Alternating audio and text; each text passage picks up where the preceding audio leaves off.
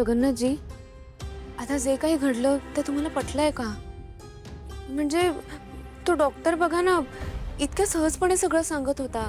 मला हे सगळं रचलेलं वाटलं. अगं, पटायला ते काही सत्य नव्हतं.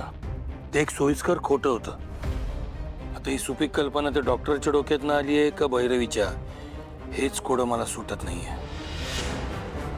वाह, मस्त कोडं सोडवलंय तुम्ही डॉक्टर. काय खेळी केलीत तुम्ही. अशी काही खेळी केली की आता ती सावली तोंडातनं एक चकार शब्दही काढू शकणार नाही. छान छान डोकं वापरलंय तुम्ही. मला नाही वाटत ह्या सगळ्यात फक्त त्या डॉक्टरांचं डोकं असेल. कारण मला असं वाटतंय, जेव्हा सारंग सर त्या डॉक्टरांना आणायला गेले होते तेव्हा त्या गडबडीत कदाचित त्या डॉक्टरांनी माईंना फोन केला असेल आणि माईंनीच त्यांना सांगितलं असेल की कसं वागायचंय, काय बोलायचंय म्हणून. नशीब नशीब यावेळी मी तुम्हाला काही सांगितलं नाही. तुम्ही अगदी परफेक्ट माझ्या मनातलं ओळखलं. छान.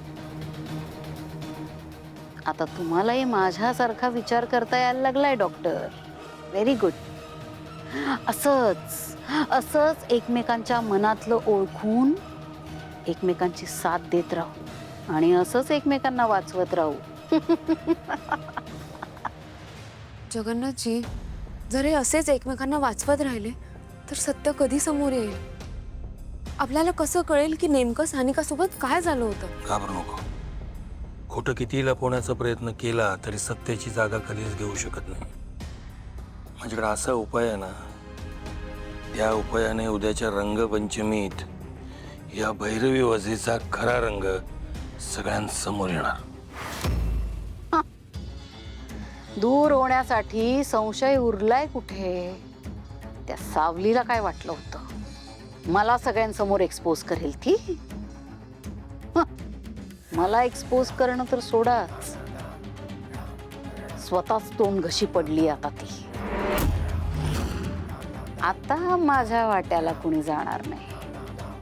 आता या घरातलं माझं स्थान अढळ आहे, निश्चित आहे. या घराच्या रंगात मी रंगून गेले डॉक्टर, रंगून गेले. हॅपी होळी.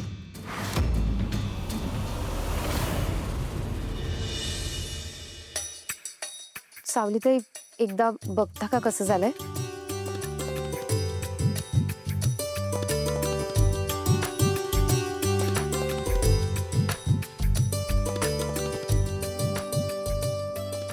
छान झालंय. थँक्यू. मानलं पाहिजे हा नामिका तुला. म्हणजे मला वाटलं नव्हतं की ह्या घरातल्या स्वयंपाकाची पद्धत तू एवढ्या लवकर शिकशील म्हणून. जमलंय तुला.